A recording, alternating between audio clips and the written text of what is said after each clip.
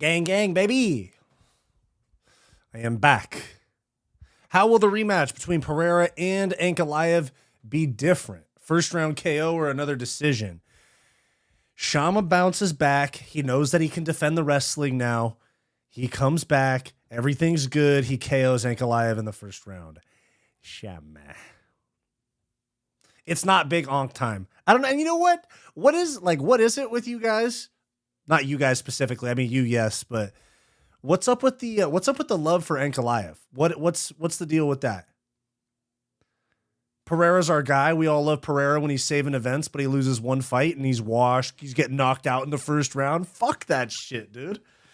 Hall of Fame fence sitting performance. Fuck that shit, dude.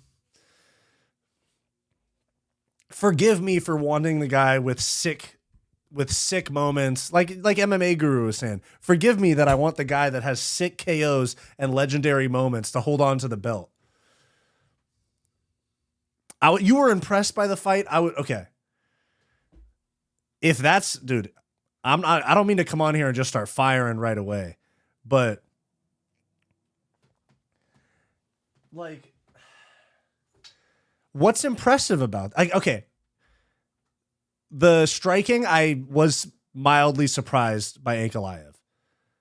I was like, okay, he beat Pereira in the striking, but Pereira knows he can defend the takedown, and I think he's going to piece him up in the next fight, and then we'll never have to hear about Big Onk ever again.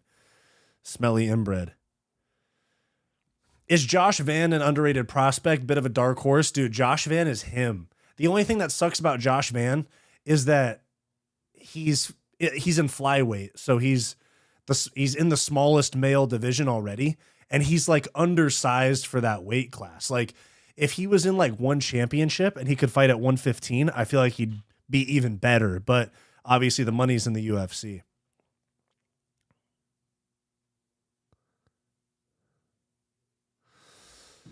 But you know, Josh Van's low-key a dark horse. It's just a matter of when he gets up against those flyweights that cut a shit ton of weight, like Manel Kopp or somebody like that.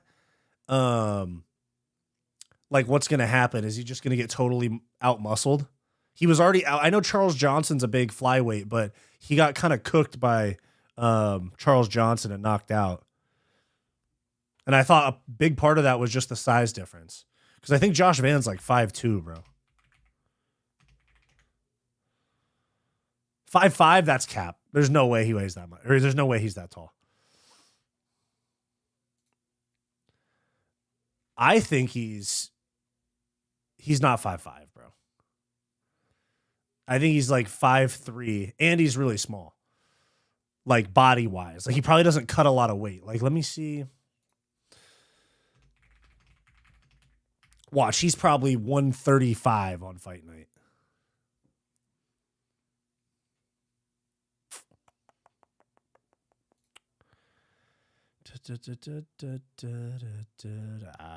He hasn't fought in California or anything like that, so I can't really see. Yeah, I can't see what his fight night weight is. But if they fight in California and a couple other states, they release the fight night weights too. You dig.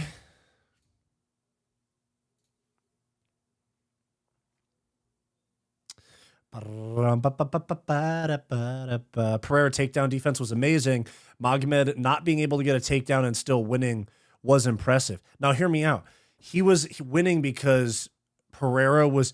It was weird, actually, because Pereira was trying to defend takedowns, but he was throwing like almost exclusively kicks. I think he only landed something like 14 strikes to the head.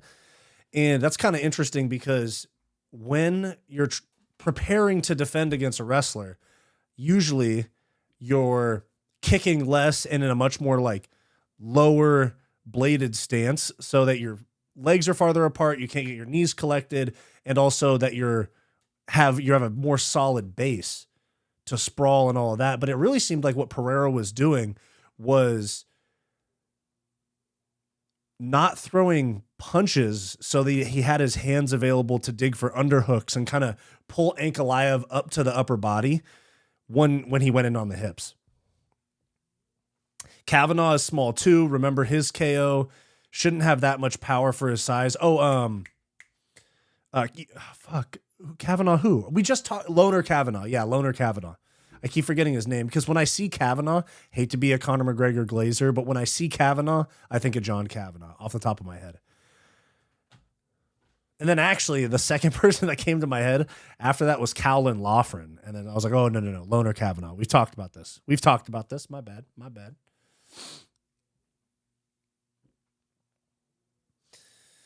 No offense, but what's the point of Poirier versus Holloway 3 if it's just for the BMF so that, is it just for the BMF so that Dustin can retire as BMF champ? I don't know, Todd. I don't like that fight. He's beaten Max twice. I'd rather see, I don't know, guys, does a Gaethje-Poirier trilogy get you excited? Because Dustin's not going to, if he gets another win, he's probably not going to fight Islam again. There's way too many people. They got Oliveira rematch, Topuria, Sarukian, Gaethje's in the mix now too. Dan Hooker could be in the mix with a win, something like that. So I'm starting to think we're not going to see Islam at 170 anytime soon. TBH. But sorry, to answer your question, there is no point in Poirier Holloway 3. I don't think they should do that.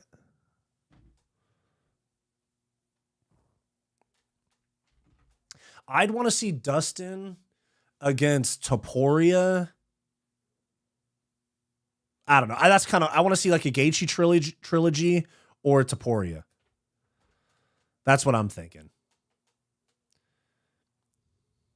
I have nothing against the people who chose Pereira. I just don't like a lot of Pereira fans, like the ones that still attack Hill, or the ones who talk about Pereira having sex with women. Do people say that?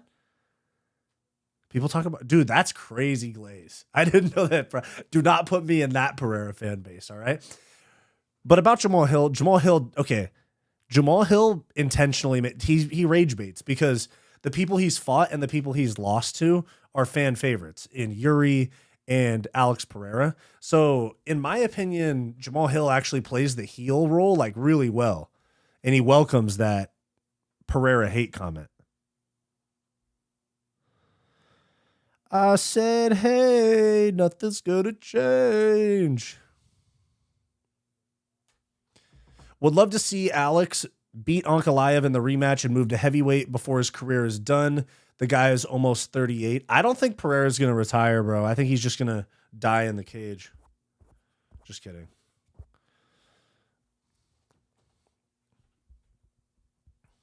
I'm kidding, guys. Don't take that one seriously. But I always like Pereira, but the reaction from everyone after the fight has been hilarious to see. I like both guys. They're both cool. To be fair, man, I was more once a guy, whether you like them or not, like maybe you guys don't view the sport this way, but this is how I view it. Even guys that I'm not like a huge fan of, even if they're like a legend, when they take that L and then they're not champ anymore, and Pereira I love. He's my favorite fighter, probably my favorite fighter of all time. I feel like I draw a lot of like close personal connections to his story and stuff. That's how you blah, blah, blah, whatever. But I think that, at least how I view it, when someone loses the belt, or for me, it was Izzy getting knocked out by Imavov as well. I'm not a huge Izzy fan. I like watching him fight, but I'm not like the biggest Israel Adesanya fan in the world, And so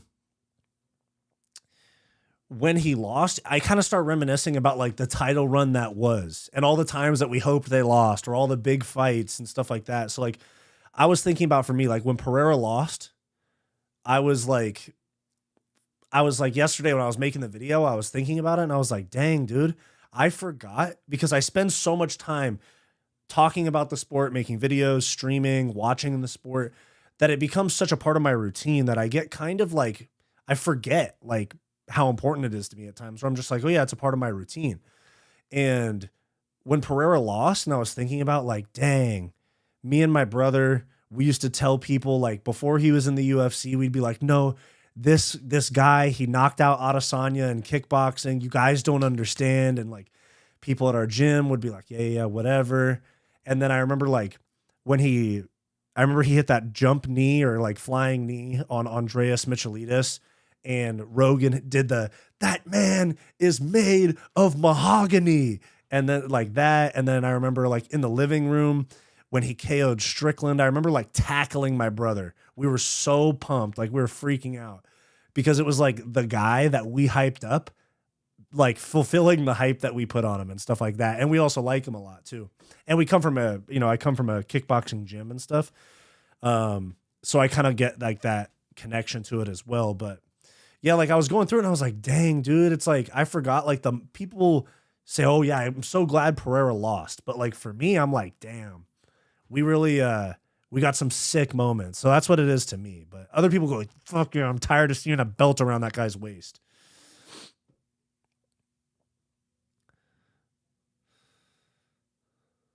What's going on, Craze? Good to see you. Oh shit, I was yapping a little bit. Hold on. I gotta put this on the, not the explore page, the community tab. Shama. Shama, shama, shama, shama, shama.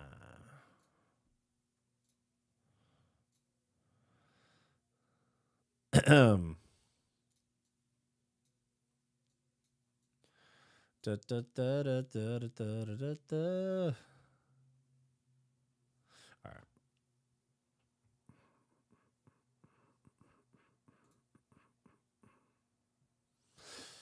What's going on? Can't believe they moved Yair versus Pitbull on the prelims. Yeah, dude, the freaking Gene Silva craze is for real.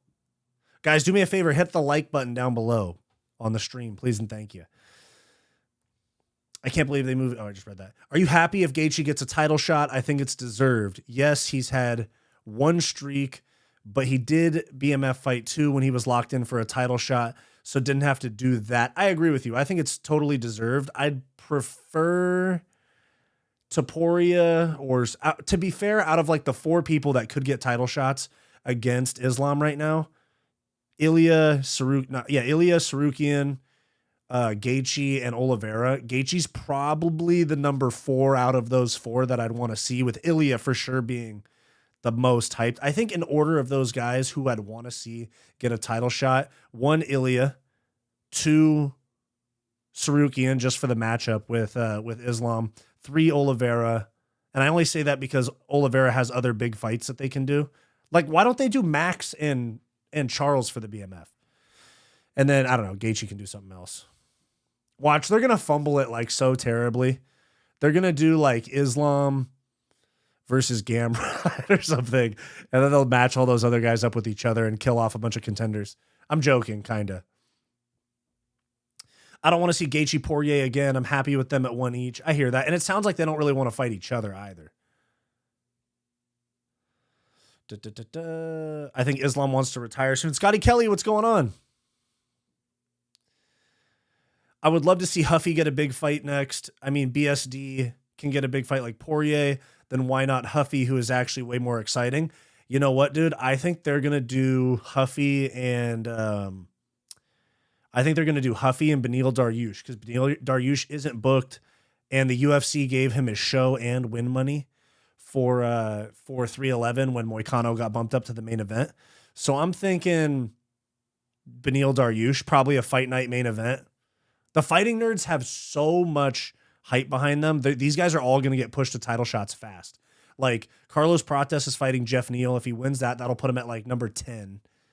If he wins that, they're going to give him someone like up there. They're going to give him like an Usman or like the loser of Leon and JDM or something like that. But I agree with you. Huffy deserves a big fight. He just fucking off-buttoned Bobby Green. And Bobby Green's a hard fight. You know, I'm not saying he's like in his prime or that he's a freaking Poirier, but you know, it's not an easy night out. There are guys on Twitter who say stuff along the lines of Polyana probably had trouble walking after getting the Shama from Pereira. That's crazy, bro. Oh, that's just guys that don't leave the house or don't get any bitches. You know what I'm saying? I'm telling you, dude, staying inside and beating that meat too much is bad for you. You start thinking about your favorite fighter having sex with with a female fighter. And the aftermath of it. That's cooked. That's next level cooked, bro. That's next level cooked. Did you see Hill show respect to Alex after his loss? Yeah. That's what happens, dude. Guys are mad at each other when they're going to fight each other and right before they fight each other. But once it's over, dude, people have respect for each other. Like, even like people that I fought, we follow each other on Instagram and we'll exchange DMs like once in a blue moon. It's like you get a different level of respect for somebody once you've fought with them. It's like literally fighting somebody in that type of environment where it's sanctioned in front of fans with referees. It's not just some like we're scrapping it out in the backyard in front of 5 friends. Like this is in front of people. When you do that type of thing, it's basically the most vulnerable of a position you can be in. And so regardless of like, it's not to say that they're ever going to be best friends or that I would ever be like best of friends with people that I've fought and lost to or beat. But it's one of the most vulnerable positions that you can be in. And even though it's your opponent, you did kind of share that together. So yeah. And what he said was cool. Like, and what Hill said was like that he taught his sons, or like what he taught his sons and the respect he'll have from his sons is more valuable than any belt. And that's true. They literally like, think about that. Like, think about like the inspiration as a dad to like all these people look up to your dad and his story and all of that. And you're like a 15 those kids are like in high school. They're like 14, 15 years old, I think. So those kids are like, dang, I want to be like my dad. So watch, we're going to get 2 more Pereiras. And by the way, fuck Pereira's ex-girlfriend too. That was, oh, you guys see Plinio and Pereira cooking her in the comments? That one guy, I watched her video yesterday. One of the funniest MMA videos I've watched. Bro, thank you. Thank you. I will say I've been trying some new things from an editing standpoint and from like a presentation standpoint and preparation. And I like it a lot. So that's why when you guys see me say shit on the community tab, like I tried some new things in this one. Hope you guys like it. It's stuff like that. It takes a little bit longer and it's more effort, but it's the vibes, you know? I'm trying to give you guys the best content possible. I'm not trying to just post half-ass content and say, give me views, please. I'd like it to be Nate or Colby. I know there's next to no chance, but Nate was booked before and they had beef. And with Colby, it's been legit, genuine beef. But I know Dustin doesn't want to give him shine. Yeah, Dustin said that if him and Colby were to get into a fight, they'd both be going to jail. Which is, bro, okay. If we're being real, what Colby said about Dustin's wife, way worse than what Connor said. Connor said, your wife sent me DMs.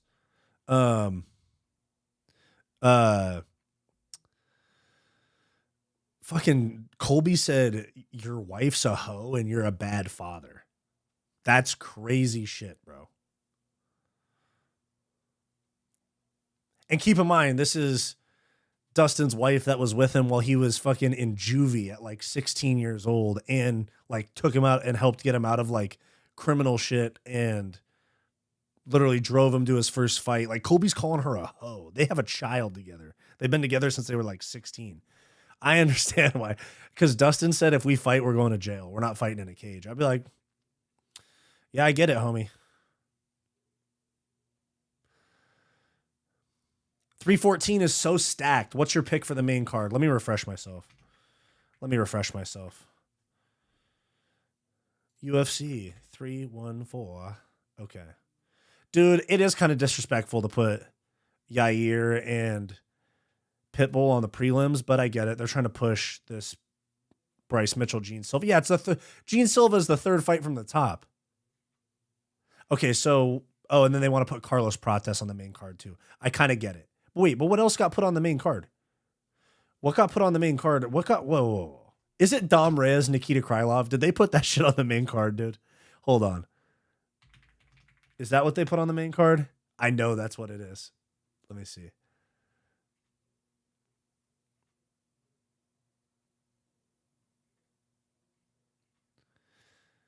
Yeah, that's exactly what it is. Okay, hold on. Let me catch up with you guys real quick. I'll give you my main card for UFC 314. Volk Lopez. I'm going Volk decision. Michael Chandler, Patty Pimblett. I'm going Pimblett sub. You guys are gonna think I'm crazy for that one. Krylov Reyes. I'm gonna go out on a limb and say Reyes. Reyes title run. Let's go. Prates is going to KO Jeff Neal, I think. Actually, no, that's going to be a hard fight. I can't write off Jeff Neal like that. He's tough as fuck. And he's super hard to finish. Gene Silva, Bryce Mitchell. I'm going to cautiously say Gene Silva. Let's see. And then who else? Hey, Cedricus Dumas on the card. Let's get it.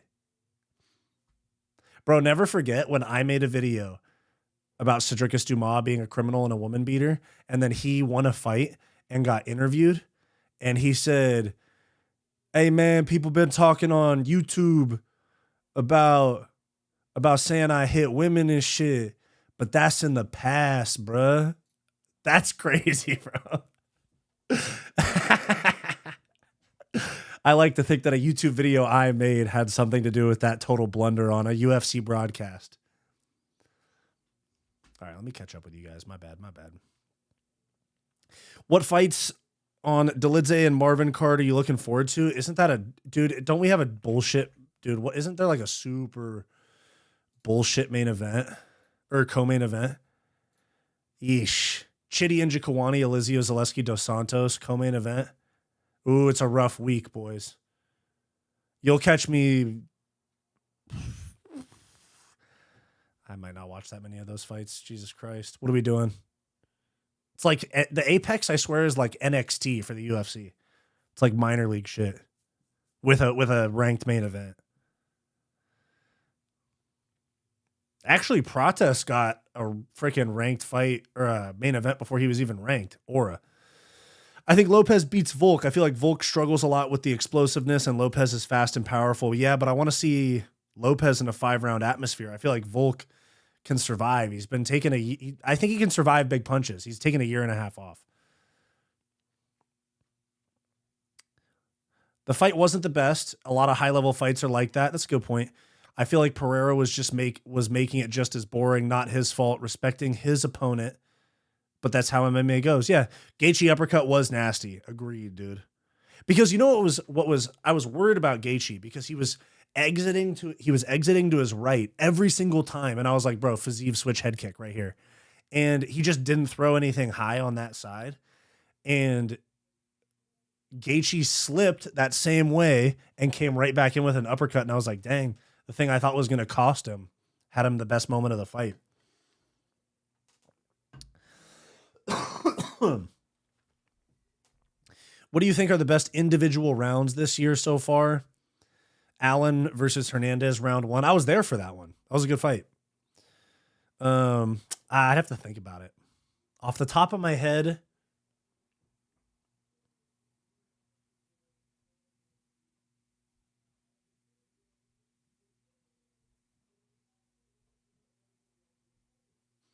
probably the best round of the year was the 1 second, 4th round when Henry Cejudo got poked in the eye. Onk leg kick defense was great. A lot of people were complaining about Onk hugging, but Pereira wasn't doing anything when he got out. Alex grappling defense was good, but not enough to completely stop Onk. Let me see, because Pereira was landing with those leg kicks early. Let's take a look. Let's take a look, see, huh? Let's take a look. Okay.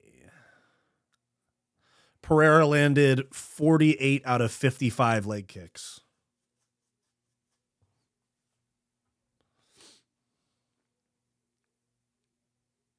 So I don't know what, I mean, and I know they give guys credit for sometimes when they don't land flush, but 48 of 55. How is this dude Ankalaev not lost? Dude, Pereira only landed 11 strikes to the head. I'm kind of mad at Alex, bro. We need better than that. 11 strikes to the head, bro. He put 11 strikes to Khalil Roundtree's head in 12 seconds at the end of that fight, dude. I like Charles, but he'd be my 4th choice. Gaethje first. I think he deserves it. I do like your reasoning, Arman and Ilya. I honestly think he should have a contenders fight first. I understand why people are saying they should have a contenders fight, but I think they should just do Ilya Makhachev off rip. That's like the 2nd biggest fight in the UFC right now behind Joe. The 3 biggest fights that the UFC can do right now, and I think we're going to get all of them this year. Jones Pereira, I'm sorry. Jones Aspinall, Ilya Islam, and DDP versus Hamza. And I think we're going to get them all this year. I think Jones Aspinall is probably going to be International Fight Week in June. Hamza, DDP, probably. If Pereira Ankalaev is not Abu Dhabi October, then they'll do that. But I think they're doing one more Saudi Arabian card this year. So there's that possibility. And then Ilya Makhachev. When would they do Ilya Makhachev? You know what? They might do Jones Aspinall in Madison Square Garden in November, which just sucks, dude. I would hate to have to wait another 8 months for November. Shit, dude. I'm trying to think who's going to be the main event there. It's a ways out. I don't need to worry about it. But they always do their biggest names in the Garden, you know? Let's see. But Gaethje's, Doug Funny, Gaethje's really your first choice for to get a title shot with Islam? For me, it would be Ilya. That's just because it's the biggest fight possible.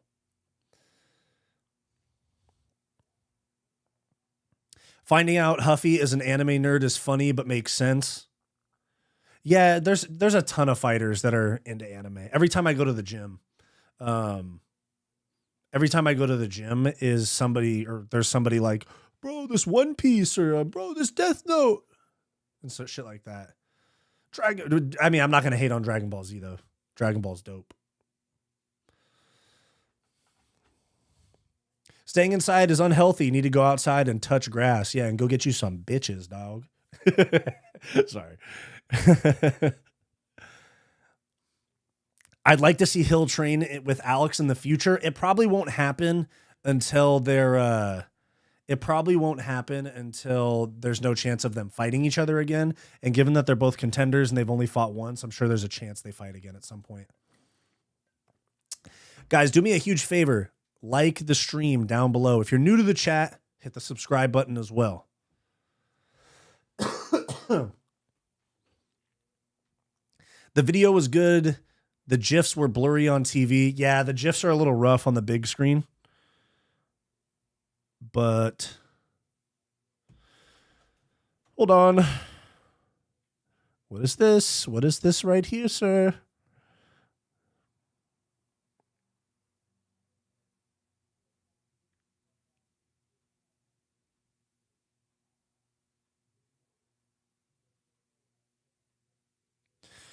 Okay, I can't read that right now.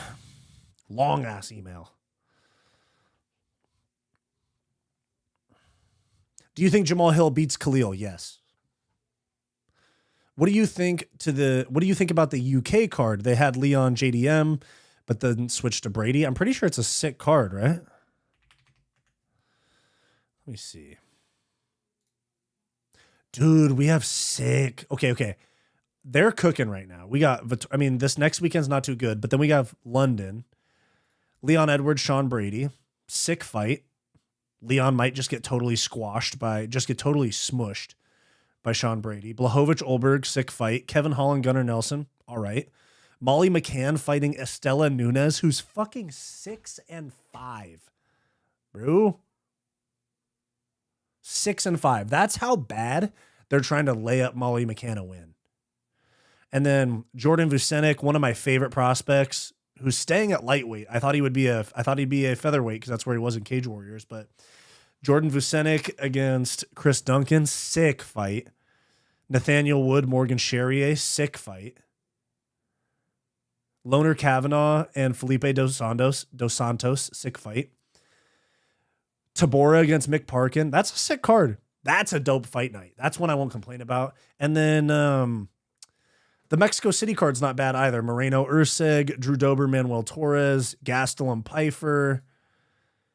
Let's see. Rafa Garcia, Lupe Godinez, good card.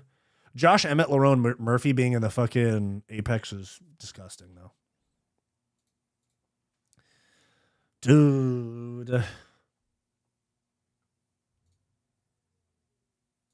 Wop, wop, wop, wop, wop. Not fuck him up. Bryce Mitchell will be a huge underdog. Probably, yeah. Probably if Gene Silva will probably be like a minus 250 or 300 favorite.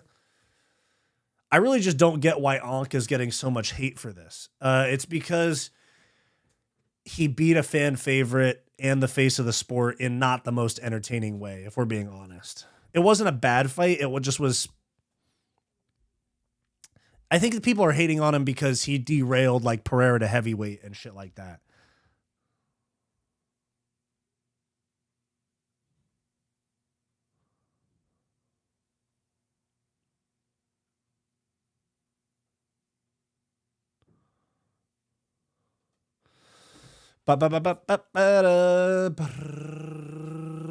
Alex has been overworked. It takes a toll, I think, being so active, let alone being champ with all the media obligations, pressure, sponsorships. It's too much and you get burned out. Yeah, true. True. And on top of all of that, fucking weight cut after weight cut after weight cut. And weight cuts suck.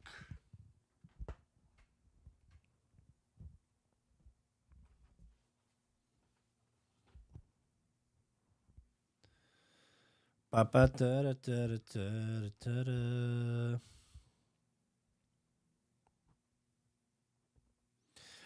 outstruck him by both overall and significant, wobbled him a couple times, won the control battle, and was pressing forward. Bad performance by Alex. Yeah, no, I agree with you. I'm just mad that Ankalaev didn't just stick his chin out and go, please, left hook right here.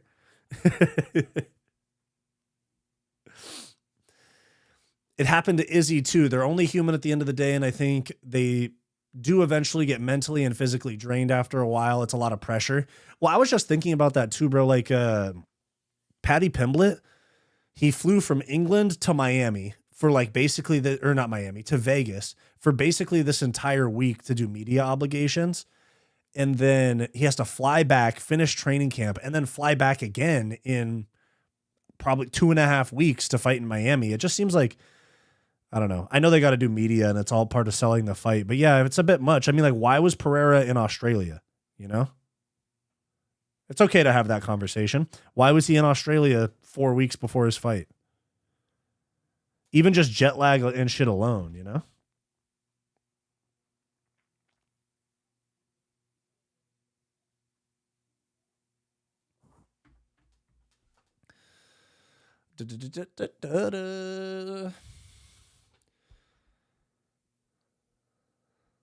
Respectfully, I think people overrated Roundtree after his performance against Pereira. Agreed.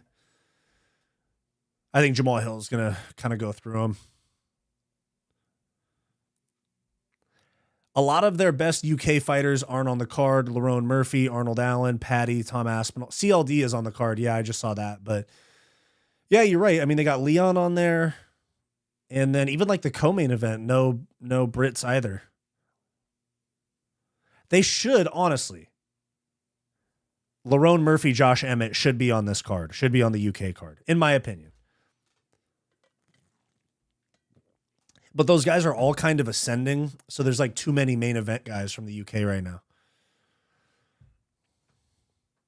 So they can't just put like, especially if it's a fight night, they can't go like Aspinall, Patty, Allen, CLD, Lerone Murphy, Leon. That's like, they could do that on a pay-per-view, but they're not going to do it for a fight night. All the weight cuts, fan appearances, yeah.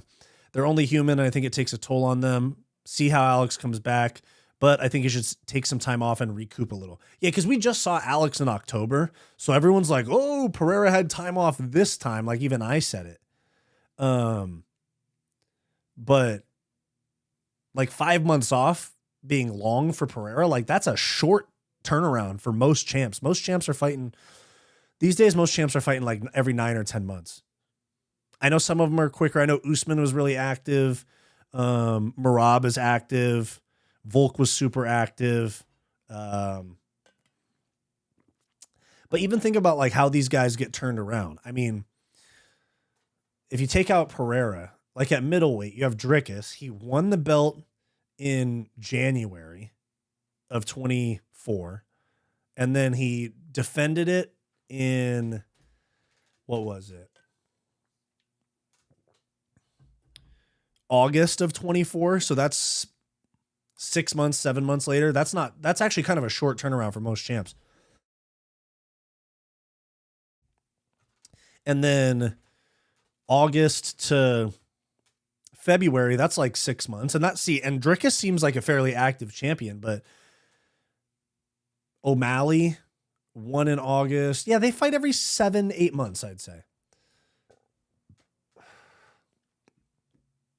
So Pereira, it's crazy that for him, 5 months seemed like a long time off, but they might have Pereira wait. They might do like Yuri against Ankalaev or somebody like that in the meantime. Murphy versus Emmett could have been the co-main event. I agree. I think this level of fame and money is new to Alex. He probably made 10 mil in the last year and felt more or less invincible. Definitely felt like he has lost the edge he used to have. He's 37 with a lot of wars. I hear you on that. Dude, I did the math. I had a stream where I did the math on Pereira's income because I saw for, so his show money for UFC 300, I think it was like $3 million.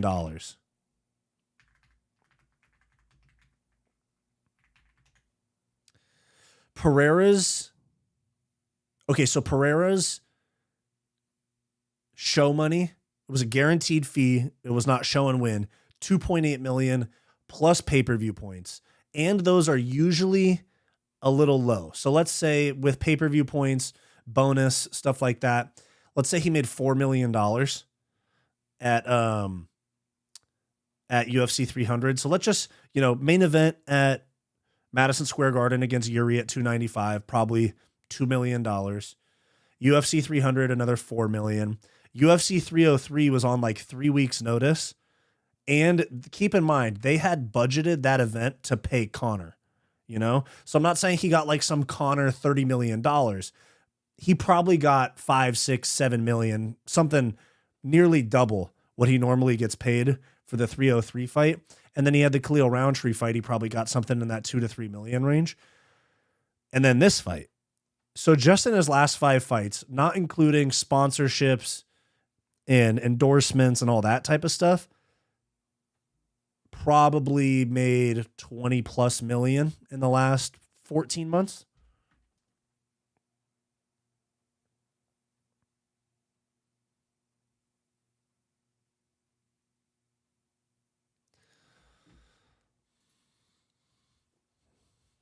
Usman too, I think he got burnt out. Yeah, 100%. I agree with Usman was fighting so much, dude. Remember when Rose said she was glad she lost the title because it took the pressure off her? I understand. I think a lot of people don't realize all the pressure and obligations over a long period of time they burn out physically and mentally. Robbie Lawler into the Hall of Fame. Fave fights and moments from his career other than the Rory fight. Dude, what was the really early one? Was it the one where he got KO'd by Nick Diaz? Obviously, the Nico Price KO to retire is sick. I'm looking at his shirt, dog. Hold on. Lawler and Hendricks fights. Yep. Let me see. Johnny Hendricks fight was great. Dang, he fought forever, bro. He fought in the UFC in 2002. That's fucking crazy. And the Nick Diaz fight was 2004. It's crazy to think about how long some of these guys have been around. He fought Frank Trigg in Icon Sport in 2007. They did Jason Mayhem Miller against Robbie Lawler in that Icon Sport. Icon Sport? How have I never heard of this promotion? This is when Robbie Lawler was out of the UFC from like 2005 to like 2012 or 13, I think. And they were around for 12 years. They were originally called Super Brawl. They did most of their events in Hawaii. Their last event was 2008. But there was another one that they used to do in Hawaii that BJ, was it called? Rock Rumble or Royal at the Rocks, Rumble at the Rock, something like that.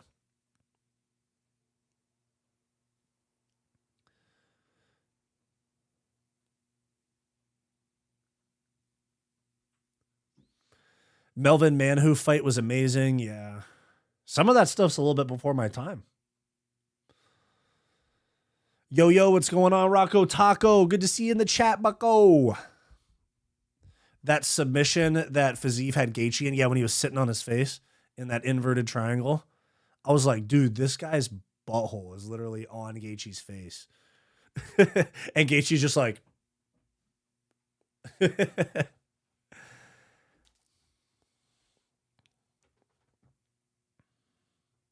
Wop, wop, wop, wop, wop. Dot fuck him up.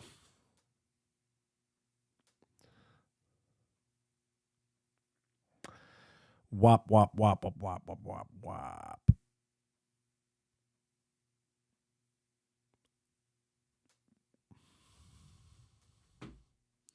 That's exactly why I don't like training in BJJ. Do you think Jack Hermansson's underrated? Yeah, he just doesn't. He has the freaking... He has the personality of like a cardboard box. That's why nobody really like gives a fuck about him. And dude, if you look at his Instagram, I don't think he's posted on Instagram in like a year at least.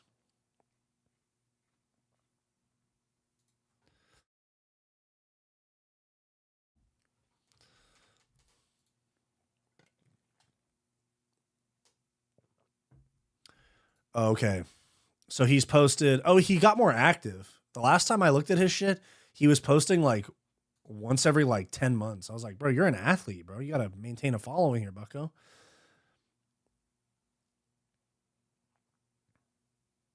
MMA is banned in Norway. I did not know that because Jack Hermansson posted on his Instagram saying hashtag legalize MMA in Norway.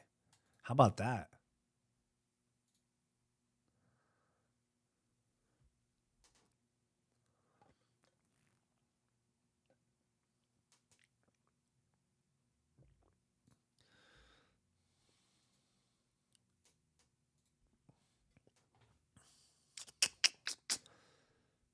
I want to see Gaethje Hooker. Me too, but we're probably not going to get it rebooked at this point.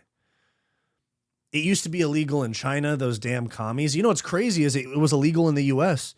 Do you guys remember he ran against Obama. John McCain. John McCain was like one of it was it John McCain? Yeah, it was. It was John McCain that ran against Obama. He fucking I'm pretty sure with fucking Sarah Palin. Wasn't it Sarah Palin? Dude, that was like early. I was like young back then, but I still remember some of it. Yeah, that's what it was. Yeah, Sarah Palin and John McCain. But years and years before, John McCain was like one of the most adamant opposers of MMA being legal.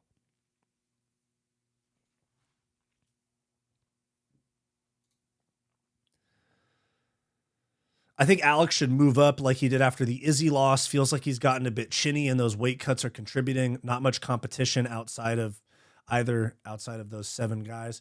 They're probably going to do the rematch. But I could see him fight. I could see, even with this loss, I could still see him fighting the winner of Aspinall Jones.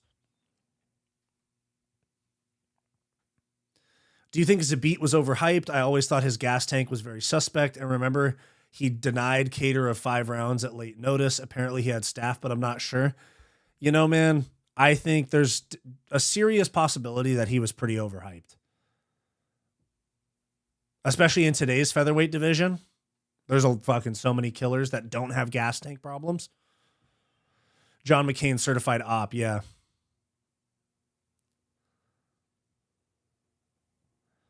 Yeah, think about that. Think about that.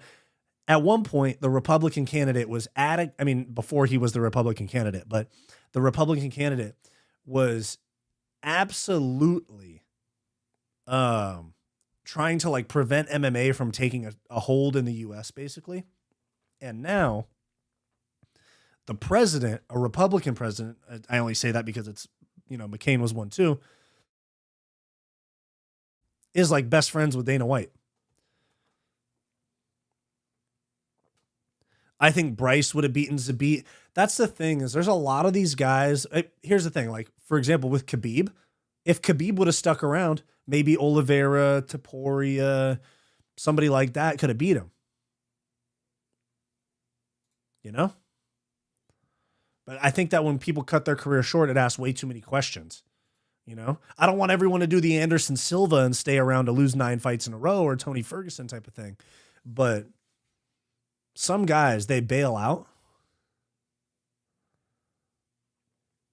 Like when some guys bail out at like 29, 30 years old, I'm like, you bounced before you got to fight the best guys. Not Khabib. I'm not saying that about Khabib, but there's just more to do, you know? Diego Lopes versus Zabit. Arnold Allen versus Zabit. Arman versus Khabib would have been interesting to watch. Hear me out, though, guys. I mean, obviously they would never fight, but I think Islam beats Khabib, like, not easy, but clearly.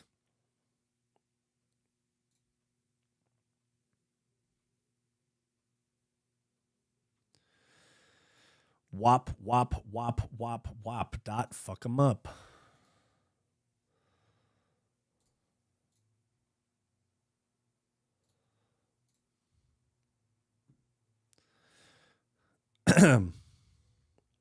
I can't even stroke knowing that Ankh is champ. Sorry, Fight Society. Bro, Stu, this is where I'm at too, dude. Literally, I can't even have any feelings of happiness knowing that Ankalaev is champ. We have Ankalaev, Merab, Bilal. Fuck.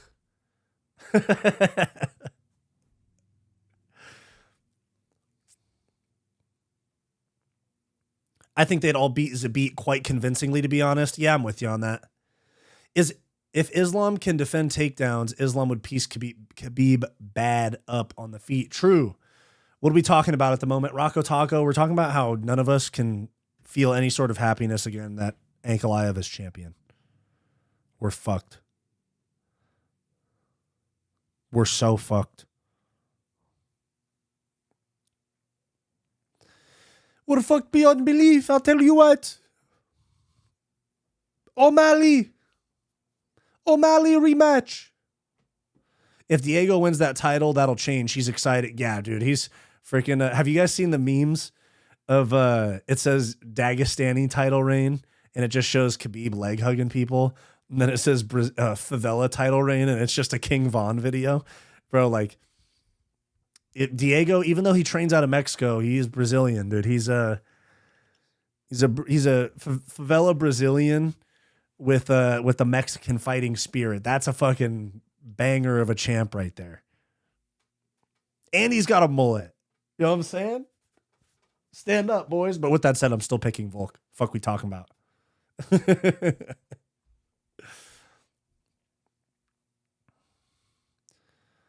Khabib not fighting Tony or Charles put an asterisk on his career. True. Khabib rematch, or McGregor rematch. Don't forget about that. Merab is awesome. LMAO, him emoting on Umar is hilarious. No more Merab glaze, okay? I'll glaze Pereira. Here's how this goes, okay? I glaze Pereira nonstop. You guys don't get to glaze Merab. Deal? Deal.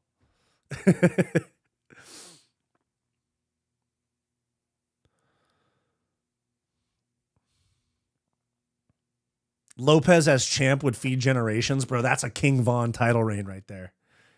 He's sliding on the ops.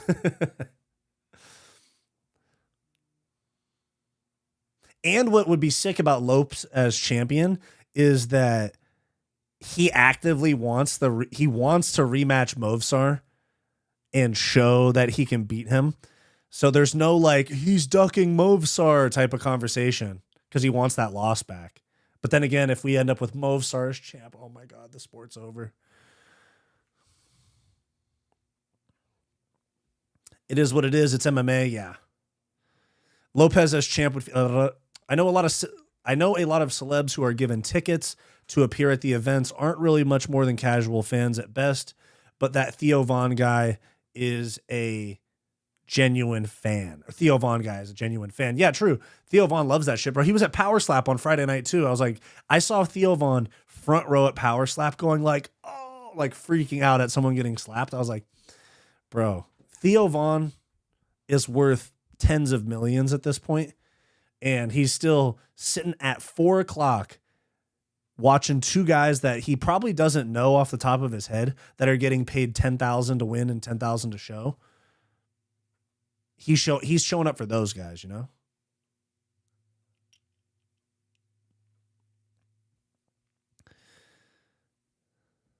I can see Lopes going on an Oliveira type of run. Me too. Gaethje looked very old in that fight, but he still has the power on his side. David Banner, what's up? But yeah, dude, that's what I was thinking about Gaethje is he really wasn't making adjustments, and he was exiting. He was like exiting with like out to the right every time, and I was like, dude, he's gonna get switched head kicked, and Fiziev just never threw it, and then that's how he ended up landing the uppercut. Was he slipped right, came back with the uppercut, but I thought he was gonna get it. I thought he was going to get his head kicked off like that.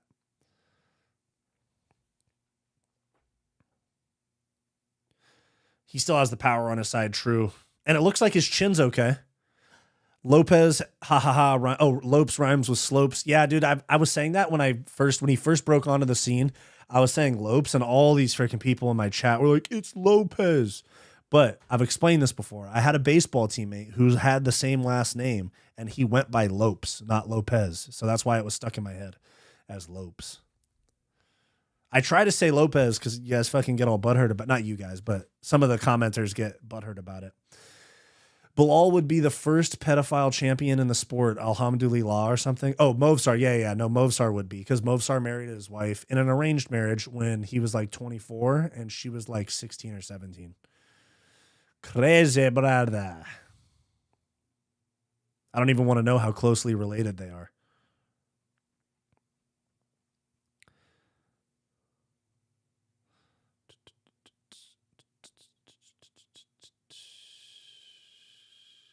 Yeah, that's true. Theo Von is there for most of the time. Undertaker's a genuine fan. True. Halle Berry's a genuine fan. Really? I know she did that one movie with Valentina Shevchenko. I always thought she was just showing up for the sake of promoting that movie. I don't like if she's a genuine fan. Like, what's your standard for a genuine fan? Like, if I was to pause the fight while two people are grappling and I say, tell me that position, do you think she'd know? Because I think a genuine fan could be like, that's half guard. That's guard. That's side control. That's mount. That's a back take. Stuff like that.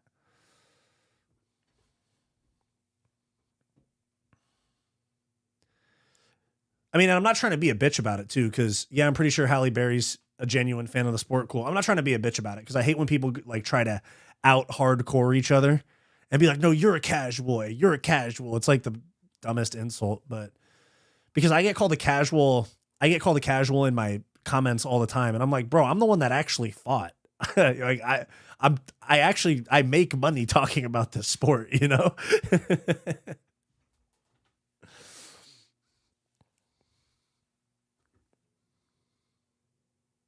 A fan is just someone who enjoys the sport. No need to gatekeep. Yeah, you know, I'm not saying I wasn't gatekeeping. No, I don't like when, even for me, as someone that's like as hardcore as it gets, like former fighter, has a channel and shit like that.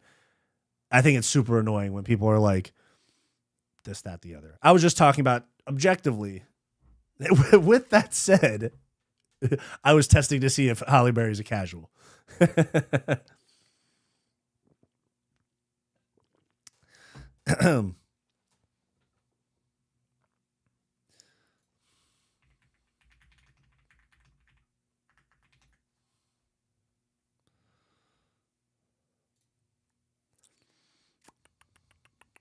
Feels like Volk has lost a step, kind of like Izzy. Super skilled, just slower and getting caught as a result.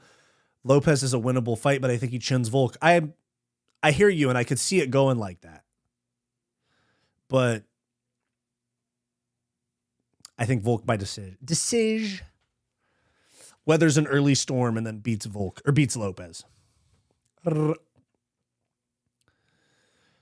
Lopez versus Movsar rematch would be a big rematch for the hardcore fans. Facts. I'm pretty sure Halle Berry. Oh, wait, I said that already. What's up? No Shama. I know, bro. It's heartbreaking. There's no prospects of happiness in my life until the rematch gets announced. I'm going with Volks. I'm going with Lopez to get the win over Volk. Okay. A fan is just someone who enjoys the sport. Yep. But what does Halle Berry know about Maurice Smith's title run? Exactly. Who was the first ever lightweight champion?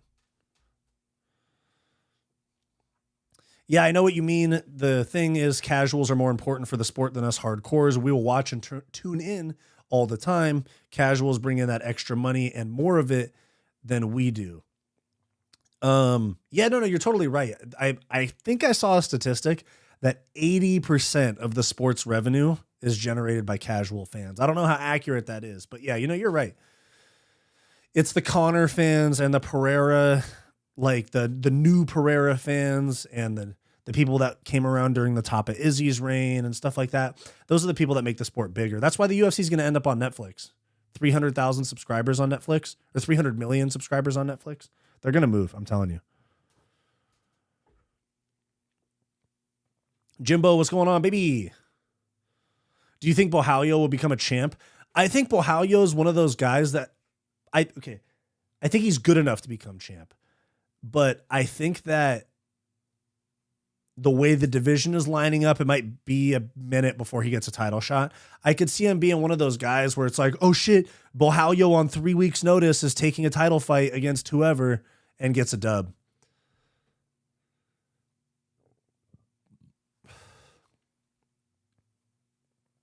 How sick would it be though for a pay-per-view in Brazil where you have Bohalio title shot,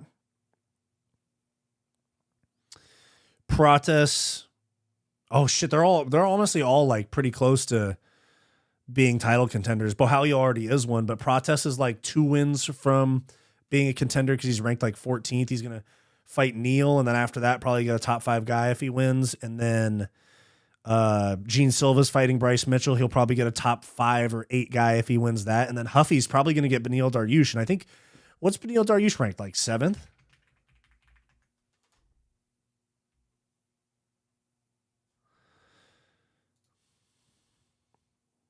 What's Beneil Dariush?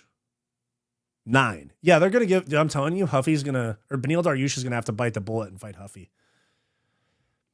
No prospects. UFC 314 is next month, but that's next month, man.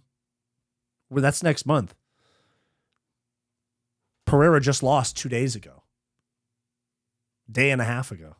No, I'm just playing. We going to be all right. We going to be all right. The only good thing about that result is now Jones either has to retire or face Tom. No more ducking. Nah, bro, they're going to announce John Jones Surreal Gone 2 for International Fight Week.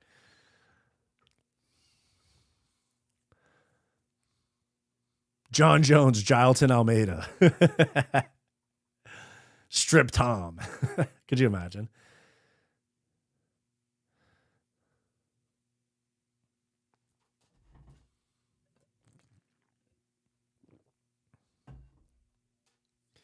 What if Neal fraud checks Prates? That would piss off fans since Alex just lost. True. They'll go to whoever pays most. Netflix is a strong contender with the numbers they pulled with Tyson. I've heard Amazon is going to have a strong offer as well. Yeah, true. And what's going to happen is whoever it is, in my opinion, I'm going to make a video about it this week, by the way, but I think that it's going to be the end of the pay-per-view era. I think 2025 is probably the end of pay-per-views. And also the TKO, whatever, that Mark Shapiro guy, the CEO or CFO, whatever. Although he did say some shit about using the Apex more and that there's no difference to the fans at home type of shit, which is dumb. He did say they've considered just having the fights on UFC Fight Pass, which I've talked about here, where they go, yeah, make it $50 a month and you get everything. Pay-per-views, because they started referring, okay, I'm going to refer to this in my video this week as well.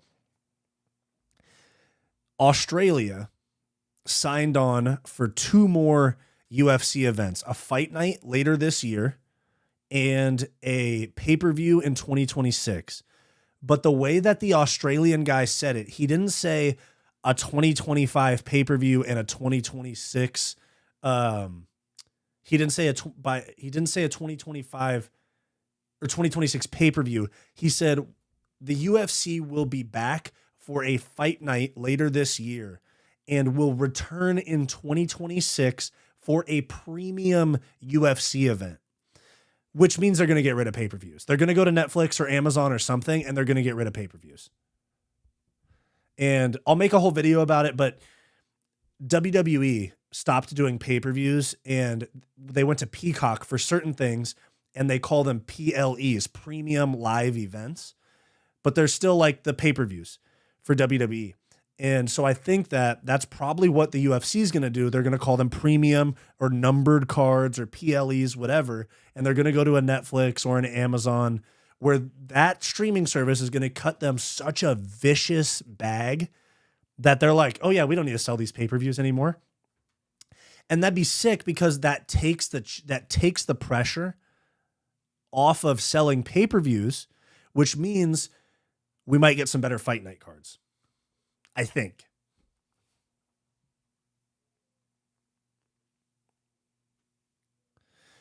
Have the rematch in Brazil in August and the other 4 fighting nerds all on the main card in 4 separate fights. Banger, Nate Clark. Great idea. Jones lost his golden ticket with Alex. Now he has to vacate or fight Tom. True. Do you think Pantoja is close to being the flyweight GOAT? People said no because they think of DJ, but when you look at Pantoja's resume, it's not actually that far-fetched. Doug, I agree with you. And then also, DJ fought a lot of cans. I love DJ. He's my second best fighter of all time, but he fought a lot of cans in his title reign. I understand why they almost closed the division, to be honest. People didn't give a fuck about it from a business standpoint. If Neil fraud checks Prates, he should get a title eliminator next. Yeah, I agree with you. If you take on an up-and-coming prospect as a vet and you fraud check him, I think you get to move in the other direction. I think you get to a way big step up as opposed to a step back. Because you're risking your name and your fighting career as you currently know it to give an up-and-comer a chance because you're being a company man, you know? You're right, Wyatt. Not only that it's North America, but it's only North America is only who has pay-per-views for the most part. Yeah. And also consider this. Netflix has 300 million subscribers almost.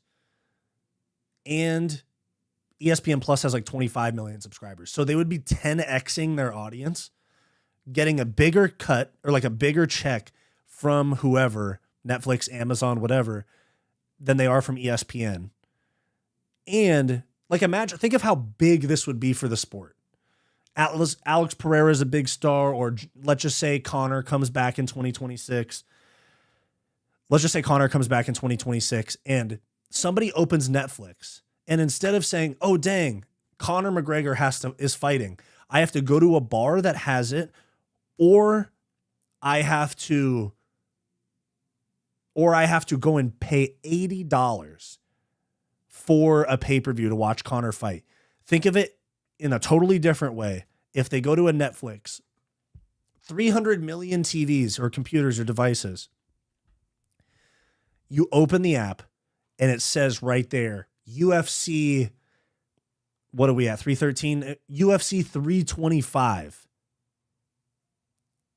You know, UFC 325, McGregor versus blah, blah, blah.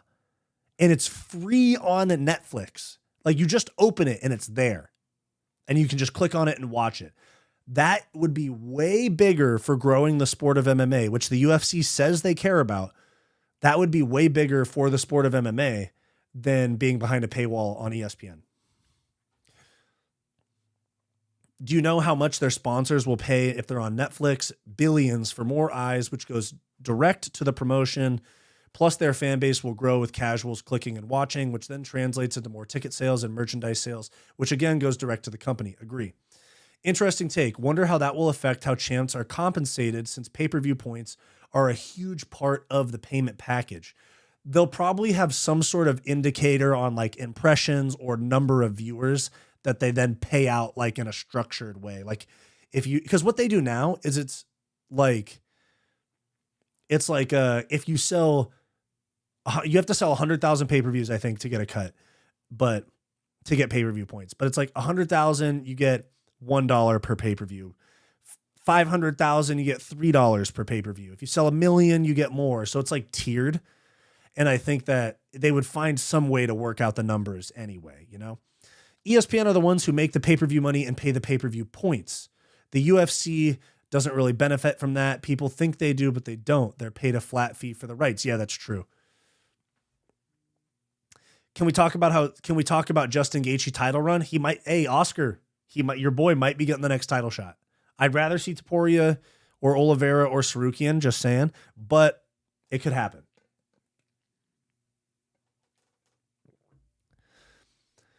If pay-per-views go away, how will they get paid? They'll probably, it'll be like a tiered thing based on like, we had 100 million viewers, you get this much or some shit like that.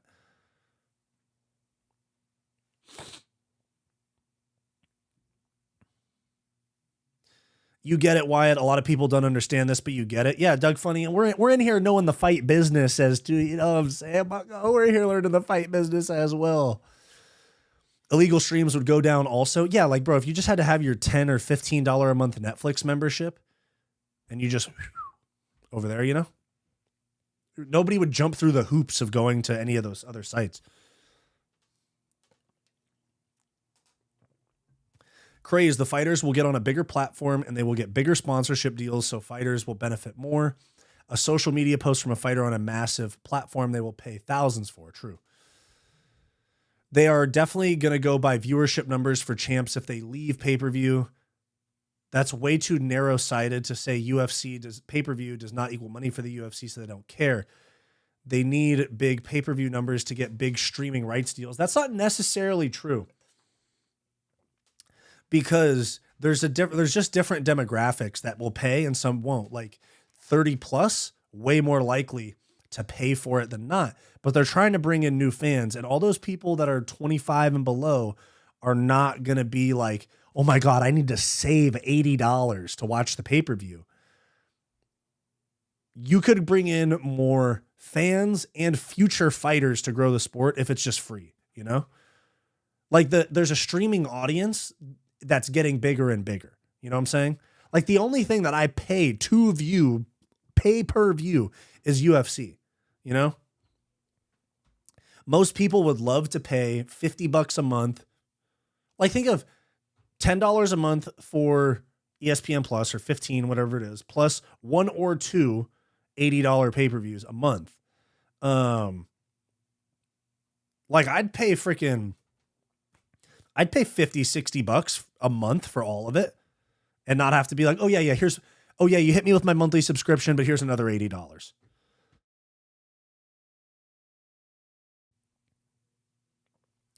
Remember, Netflix is international. MMA is niche in so many countries. It's a win-win-win. Doug Funny, I'm with you on this one, bro. I think like it doesn't have to be Netflix. I'm just using them as the name, but it's just any large streaming partner. It could be fucking Hulu, you know? Hulu's not as big though, but I'm just saying they're going to get a huge bag. They're going to get billions for their rights deal. Look at it like this. It's fair to say WWE is massive, bigger than UFC. Yeah, of course. As of right now, I think WWE is valued at like 25 billion and the UFC is like 10 to 15 billion. So WWE money-wise is substantially bigger than the UFC. As much as we don't like to admit. WWE are getting their biggest viewers now since being on Netflix, and even they are growing. Bro, freaking WWE is like cool again. It's like almost has like that kind of Attitude Era vibe. You got Travis Scott in there, Speed, Kai Cenat. They're cussing more. Cena's turning heel. You got Drake and shit sitting. Like it's kind of cool again, you know? And that's a big part of that is them being exposed to more viewers, Doug Funny. You're right. I definitely pay 50, 60 bucks if I could get everything UFC related. Yeah, 100%. Do you think Alex has a good chance to win the rematch? Yes. I think that I'm thinking that Alex now knows, he's like, what? I defended all 12 takedowns? I'm good. I'm going to let the hands fly. I also have this weird feeling that Pereira somewhat underestimated Ankalaev. I'm saying Netflix isn't going to pay the same amount for UFC streaming if they're averaging 400K versus 100K. They're obviously going to pay if the UFC is getting more views. But it would kind of be like out the window because you also have to consider like Netflix wants to bring in more viewers and provide, they want to get into live audiences and not just do movies. That's why they did the roast of Tom Brady. That's why they did Rogan's special. That's why they did Jake Paul, Mike Tyson. They want to get into live stuff. And so it's not like a buys. You know, it's not like a number of buys. It's like a millions of viewers that'll click on it so they can serve them ads. It's just like the revenue model is different than ESPN in some ways. WWE started in 1963, so they've had years to establish, and even they are growing now. Biggest views over all those years because they're on Netflix, yeah. Alex's ex is annoying. I forgot about her till now. Bro, did you see Plinio and Alex were like, yeah, she was married. She was splitting time between Pereira and her husband. Like, that's such a fucking weirdo, bro. Whatever, man. Trifling. These bitches be trifling.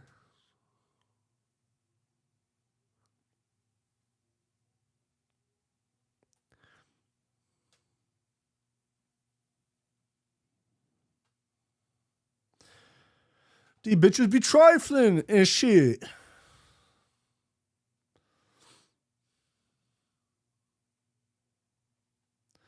I said, hey, nothing's going to change. Netflix will probably go up in price, but it won't be mentioned here. That basically defeats the purpose of Netflix and might as well be pay-per-view. Quantity pays more than few who will pay. Yeah. They'd rather bring in 10 million people at $20 a month than a million people at 50 or some shit like that, you know?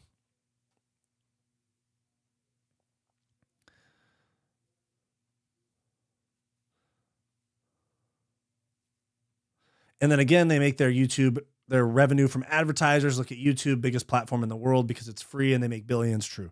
Exactly. That's why they want a product that gets more views than less views. They wouldn't be interested in buying a product that's going to get less. Okay. Yeah. Narrative combat. I understand what you're saying. We're kind of just saying the same thing with extra steps. Did you see the reporter's reaction to Alex's loss? No. What reporter? She's trying to allude to something more devious, but like, I'm going to take her seriously because she was having a secret relationship while married. Dude, okay. Girls, God, this is going to suck. This kind of sucks to say. Not as a general statement, but most people, I won't even say as women, most people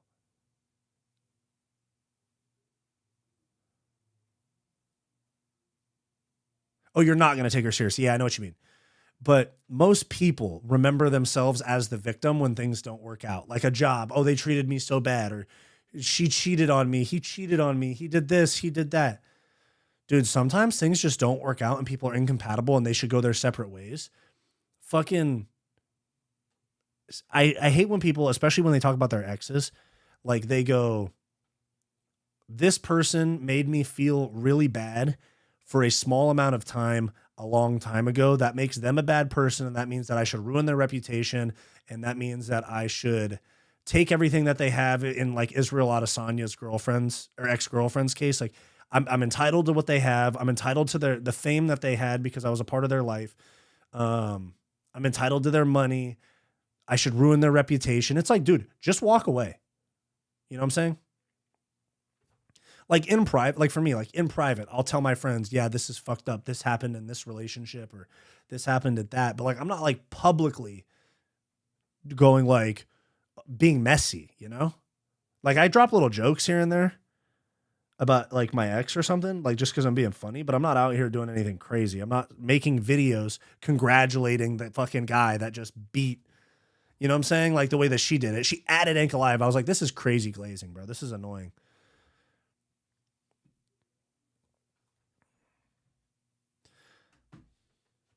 Like I just hate like the, like especially like, okay, now that I made the general statement, now if we're talking specifically about about some women, every time they have a breakup, it's like, oh, he was a narcissist. He was this. He was a sociopath. He was this. It's like, for fuck's sake, okay? You know what? You fumbled, okay? Girls fumble too. Don't forget that.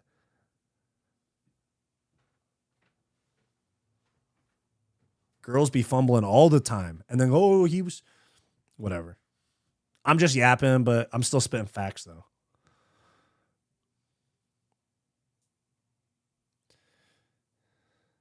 The reporter that was talking about how Ankh was going to send him back to the tire shop. No, dude, I did not see his reaction. Did you see Khalil's reaction? Bro, I don't like Khalil Roundtree. Did you major in anything in college? Yeah, I was a business management major.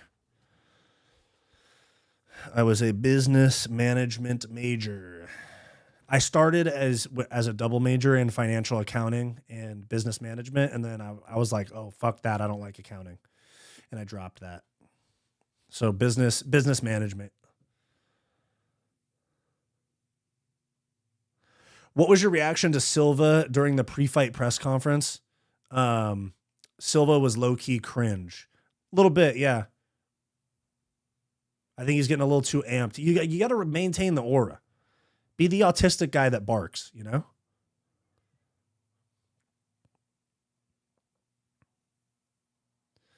Does that have to do with the real estate type of job? No, not at all. Not at all.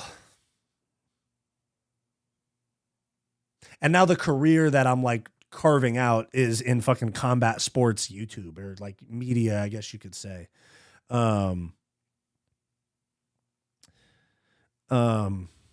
yeah, no, it had nothing to do with that. Dude, the real estate job I got out of college. I finished college in COVID. I finished college during COVID, and I basically I tried to pursue a pro baseball career, and I gave up on it because I was a baseball player for most of my life. And yeah, after I did that, I took a part-time job, became a full-time job. 5 years went by, and I decided that I hate it. It's kind of it. But no, it doesn't have anything to do with what I went to school for.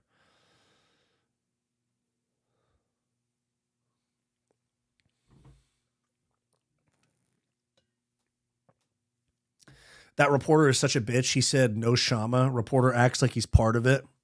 That's weak, bro. Bro thinks do you guys remember the Drake meme where Drake was sitting with the Kentucky basketball team? Bro thinks he's on the team. Here, let me find it. You remember this, guys? This is literally that reporter. Bro thinks he's on the team. That's that reporter.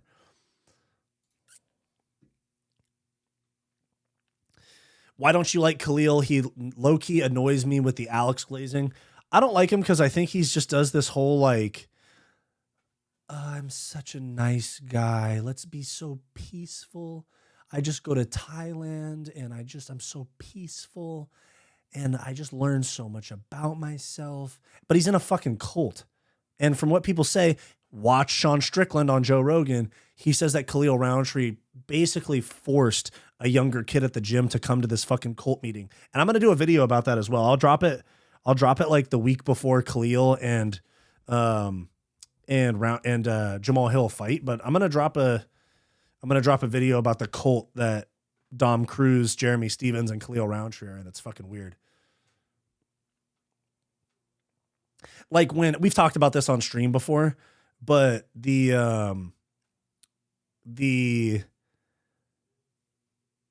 fuck, what was it? It was, yeah, UFC 307 when he was like, at UFC 307 against Pereira, he was like, let me ask everybody here. Let me ask everybody here. What do you want in life? What do you really want in life? That was his fucking cult shit.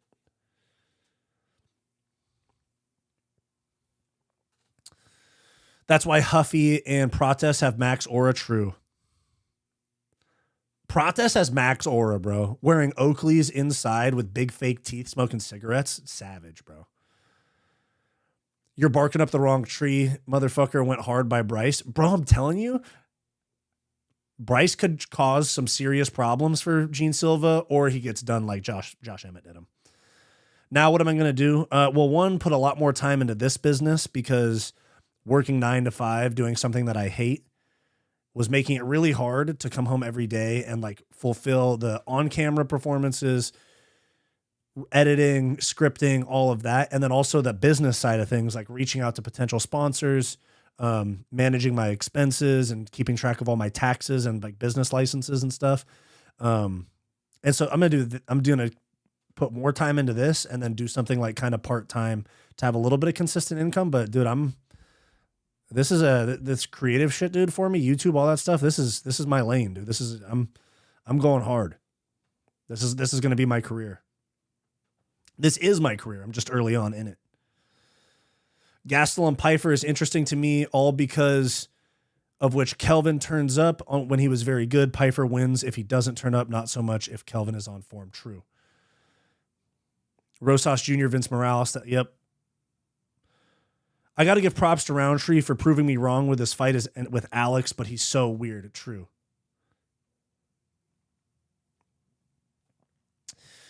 I hope it works out for you, man. Thank you. I appreciate it. Yeah, I was getting burnt out. I spent 5 years at a job that I did not like at all.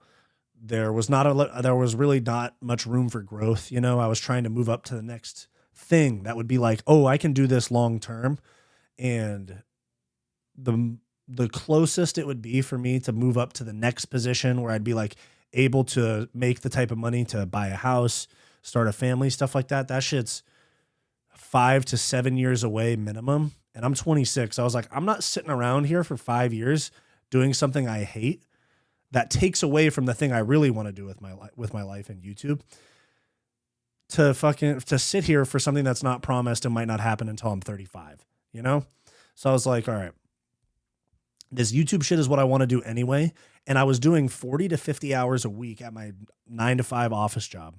And then I was doing another 30 to 40 hours a week on this, on top of trying to have some sort of social life, trying to work out every day, train MMA, the whole thing. You know, I was getting really burnt out. And you guys probably saw that in these last couple weeks. I only streamed like 3 times.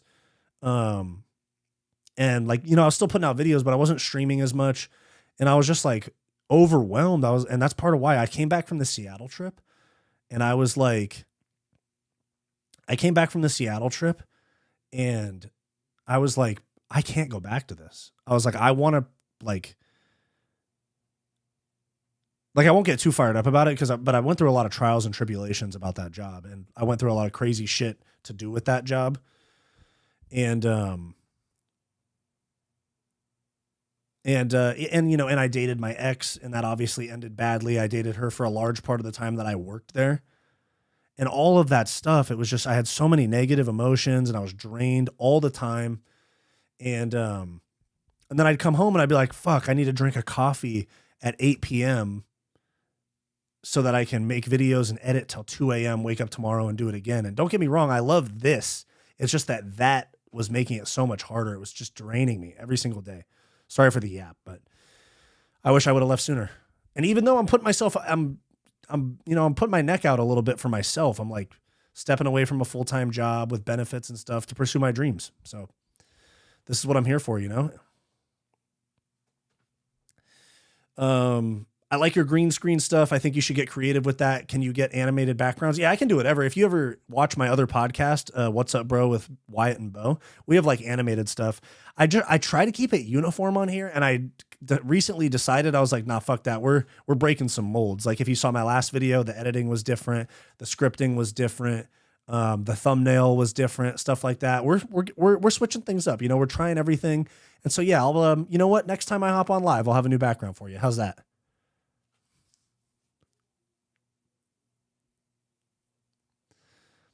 When Bryce said, "You're lucky you have a translator because he's making you sound a lot smarter than you are," was such an underrated line. Yeah, people think Bryce is retarded.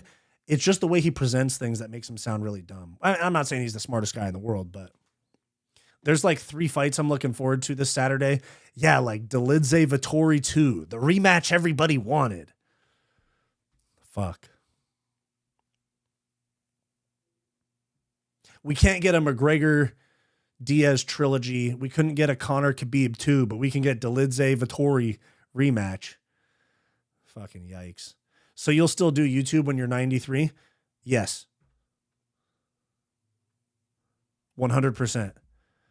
I literally, no, like, here's one of the, here's one thing that, and it's okay to not to like lose interest, but in terms of with YouTube, like building an audience, learning all of the shit and all that stuff, like learning everything, the editing, the tech stuff, like, like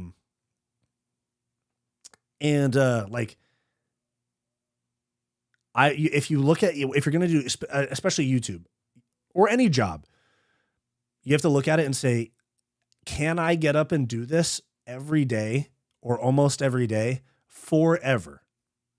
And for me, with podcasting, Fight Society, making music, all that type of stuff, I could do that shit all day. I could work 16 hours a day on this creative stuff and I don't feel drained. But it, you know, when I sit at home, when I sit in an office sending emails and talking to people that don't give a fuck about me and talk down to me, that's when I get drained, you know? What kind of work was it? It was escrow. So it was like real estate. It was pretty, not financial consulting, but it was contracts, money managing for real estate transactions, stuff like that. It was escrow. Regulations, reports, property reports, boring shit, paperwork and emails. And I was getting way underpaid for how much it stressed me out. They wouldn't even give me a raise to like match inflation. I remember being like, inflation's at 7%. Can you match that? And they said, oh, the best we can do is like a 4% raise. I'm like, okay, I'll go fuck myself. I like the change up in your recent video, especially the editing. Thanks, broski. Me too. It took a while, but I thought it was more engaging, you know? Roman versus Marvin's going to be boring as fuck. I know, yeah. The Fight Disciples guys recently changed their thumbnail style, and what they've done is really good. Colors too. People will click because they stand out. Gotcha. Doug Funny, you're the man in here, bro. You guys, man, building up a good community of bros. I appreciate you guys. Bryce versus Gene will be the first fight where Gene Silva doesn't high five his opponent, or he's so autistic that he'll forget that they don't like each other. But all right, guys, I'm going to hop off. A little 90-minute stream today. Going to be back streaming super consistently, so I'll see you guys. Excuse me. I'll see you guys tomorrow. I might drop a video tonight. We'll see. But if not, I'll drop it tomorrow. Thanks for tuning in, guys. If you want to support the channel even further, become a channel member through the link down below or the join button on our channel homepage. $5 a month. You get members-only live streams and the occasional, like, behind-the-scenes, the occasional behind-the-scenes vlog type of stuff where I'm either doing some MMA training or some behind-the-scenes stuff. So appreciate you guys. And yes, nobody gives a fuck about Vettori Dolidze. You're right, Rocco Taco. But Jimbo, thank you for the $2. Very, very generous. I appreciate you guys. You don't have to spend money on me, but it helps me out a lot if you guys do in some sort of small way. I'm trying to make this my career. But the best thing that you guys can do is subscribe, like, and send to a friend. So I appreciate you guys. I love you guys. You guys are the best. GG, bro. See you later. Appreciate you guys. I'll see you guys tomorrow. I'll be on live.